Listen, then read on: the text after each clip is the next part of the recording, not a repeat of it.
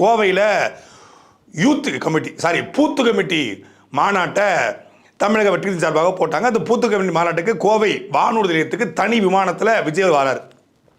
வரும்பொழுது ஆயிரக்கணக்கான மக்கள், அதாவது விஜயனுடைய ரசிகர்கள், தாவேக்காவுடைய தொண்டர்கள் கூடி நிற்கிறாங்க. திடீர்னு பார்த்தா ஒருத்தன் டயருக்குள்ள வந்து புதுட்டு வெளியே வரான். ஒருத்தன் பார்த்தா சைடில் கண்ணாடி விட்டுட்டு தலையை வெளியே விட்டா தளபதி அப்படிங்கிறான்.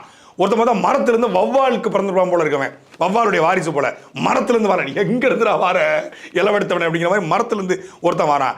திடீர்னு பார்த்தா ஒருத்தன் டூ வீலரில் நேராக போயிட்டு அந்த விஜயோடைய வாகனத்து மேலே மோதிர மாதிரி போறான். ஒரு பயிலுக்கு ஹெல்மெட் போடல, ஒரு பயிலுக்கும் எந்த விதமான பாதுகாப்பு இல்லை.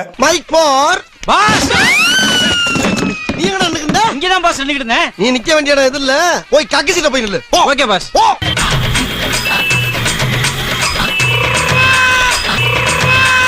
ஏன் உனக்கு இந்த வேலை? நீ வாங்குற இந்த 10-5 பிச்சைக்கு இது தேவைதானா? ஒரு விளம்பரம். என்னடா விளம்பரம்?